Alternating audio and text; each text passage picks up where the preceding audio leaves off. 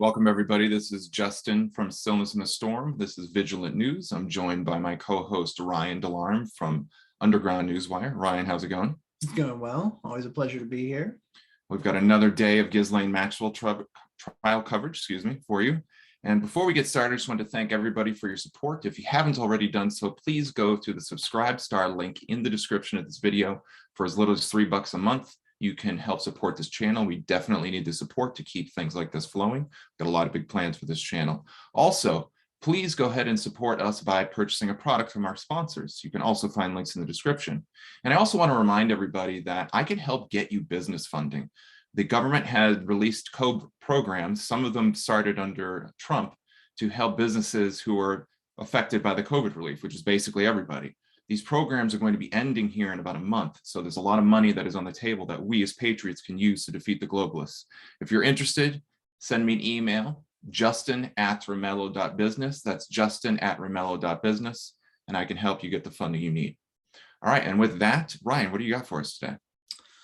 Well, it is now day 4 of the Ghislaine Maxwell trial in Lower Manhattan.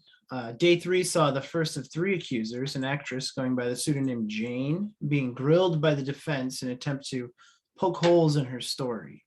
As the day went on, we got the testimony of a Daniel Besselson, a man who received many generous donations from Epstein while he was working as vice president of finance at Interlochen, which is the prestigious music and arts camp in Michigan where Maxwell and Epstein first approached this anonymous accuser.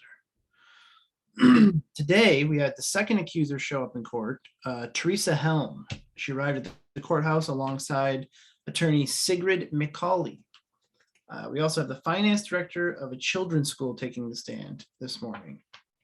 The day began with the prosecution calling their next witness, who is Paul Kane, the financier of what is called the Professional Children's School of the Upper West Side.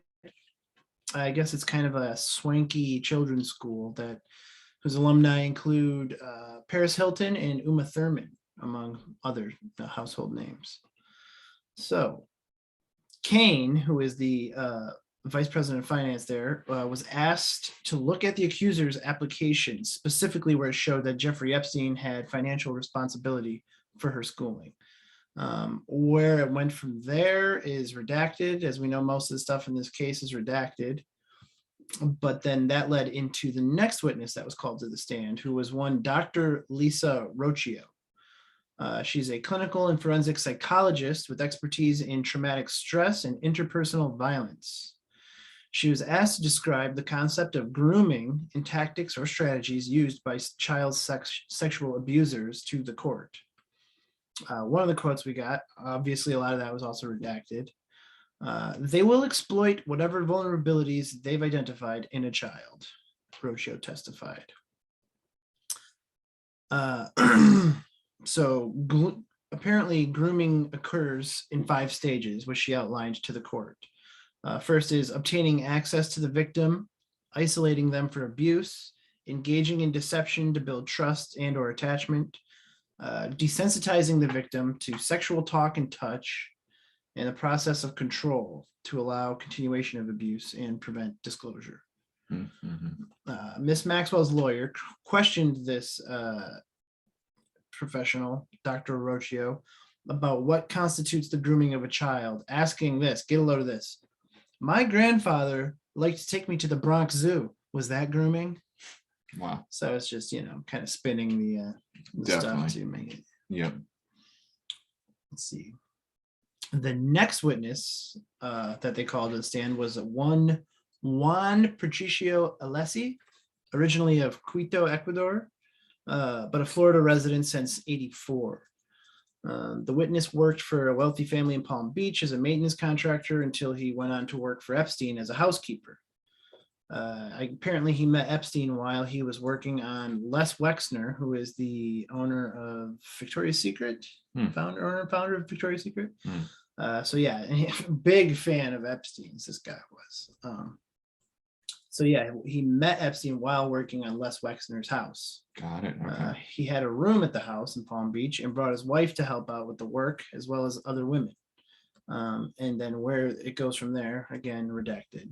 So Mr. Alessi testified that after Miss Maxwell became involved with Epstein, things changed around the house and were less cordial. She told him that she was now the lady of the house. And she also told this man that he could no longer look at Epstein in the eyes once she came to live at the estate. Let's see. The former housekeeper worked 14-hour days and was called John by the pair. One of his tasks was to regularly stock each of Epstein's cars with $100 bills. So the proceedings are still ongoing. There's a lot we don't know.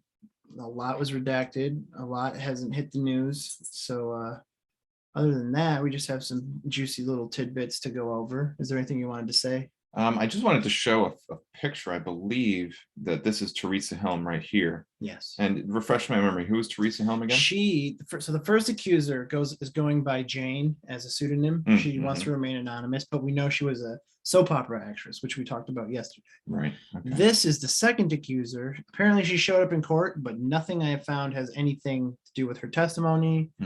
Maybe we'll find out tomorrow. I don't know. Got it. Okay. Okay. Interesting.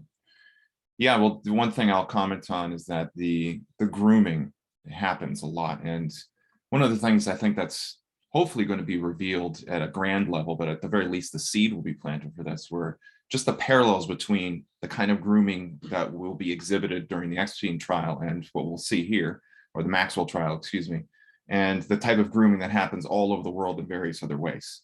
So we do have a kind of slow grooming effect that happens on children.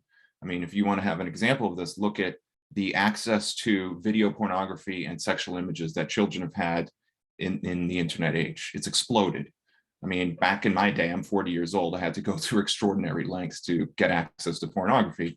But now a kid with a cell phone can see things that you can possibly imagine, you know, at the click of a button. And now it's like this popular trend. And I have a whole bunch of friends in the early 20 range who've told me really interesting stories, we'll say, about how they were exposed to these things. So what I'm hoping this does is it reveals to the people just how much psychological manipulation is happening in our world at a massive scale, because in a lot of ways, like I said, we are being groomed. Why is it that these victims of Epstein didn't go to the police? Why didn't they talk to their friends and family? Or maybe they did, and why didn't their friends and family believe it? Well, the same reasons why that happens is also why millions of people don't acknowledge that we're dealing with a manufactured situation right now on a global stage. So hopefully that becomes more prominent as time goes on with this trial. I think you found an interesting nugget with respect to Ghislaine's sister. Is that right? That's correct. Yeah. And I haven't done enough research to fully substantiate this, but it sounds like you have, and you've heard about this before. Apparently, Ghislaine Maxwell has two sisters, one named Christine, one named Isabel. Isabel was in the court yesterday to support her sister. Together, they created a software that works on the intelligence databases of the FBI, the CIA, and the DEA. So we literally have two daughters of a known Mossad spy, Robert Maxwell, who's also a media baron, like comparable to, say, Rupert Murdoch over in the UK, working as spies for US intelligences and providing software to the FBI to help with espionage. Software that most definitely has a backdoor for the likes of international super elite like Epstein to creep into. While the younger sister is a massive sex trafficker, apparently, I mean, we still have to substantiate this, but and was recently captured by the FBI. Now that means that if this is true, she was captured by an FBI who she was already providing software to. So we'll see how I don't know where that goes. But another little juicy tidbit is that one of these gals is married to a man whose father was close in the same circle with L. Ron Hubbard and Jack Parsons. Wow.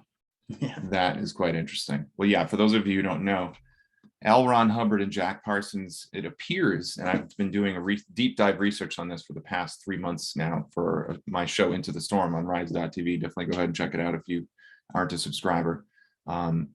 So I am on probably the last episode of that whole exposition.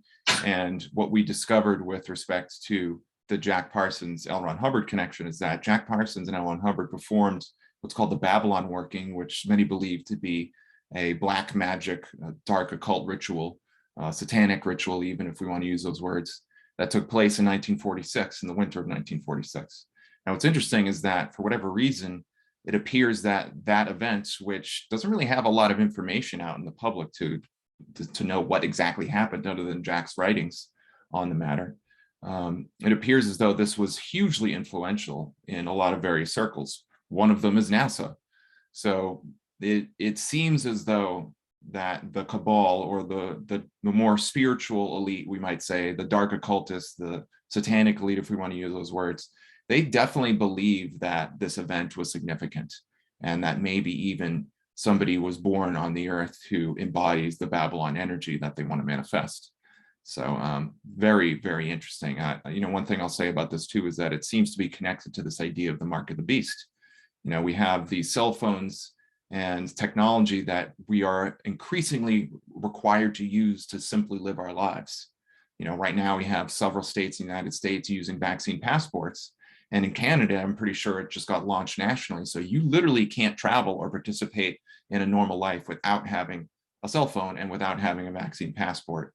And supposedly the mark of the beast is very similar with respect to that. And Jack Parsons and L. Ron Hubbard, along with many other people in the dark occult, believed in apocalypticism, believed that they needed to accelerate the end times by doing all sorts of things. And it seems like the intelligence apparatus, potentially even Ghislaine Maxwell and her family, was participating in this in some capacity. So very interesting connections. All right, well, is there any other nuggets we have? Yeah, I got one little nugget that I found from day one that was kind of missed by us anyway. So we had Ghislaine Maxwell's defense attorneys Monday portraying her as a scapegoat, being accused because of the bad behavior of men is why they think that she is being targeted. One in particular, Jeffrey Epstein, says prosecutors never had a chance to put the late pedophile Jeffrey Epstein on trial. Her lawyer, Bobby Sternheim, invoked the Bible at the start of the opening statement, arguing that women have been condemned for crimes committed by men since the beginning of time. That old trope, Right. Ever since Eve was accused of tempting Adam with the apple, said Sternheim, women have been blamed for bad behavior of men. But I don't seem to recall in the Bible any mention of Eve trafficking young girls. Yeah, exactly. So, yeah.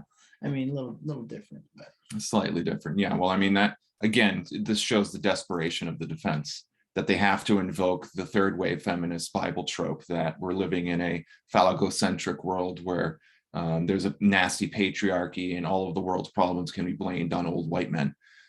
But, Epstein is an old white guy. So that's an interesting connection. But the point is that they are trying to appeal to emotionality. They're trying to appeal to the programming that they've been doing in the general population with respect to third wave feminism over the past 40, 50 years or so. So that means that the forces of darkness are going to try to basically use whatever means they can to get people to become very irrational about this whole situation. So very interesting. But again, I think this is good news. It means that they don't really have a defense, and people's capacity to see through the BS has increased tremendously ever since the events of last year. So excellent. Well, great points, Ryan. I know you'll be continuing to do coverage, and we'll have a report tomorrow. So thanks so much, everybody. Really appreciate you tuning in. Thanks again for your support. You can go find the support links in the description for this video, sinlessinthestorm.com/donate, and you can support our sponsors. So thank you so much, and we'll see you tomorrow with another update of the Ghislaine Maxwell trial. Take care.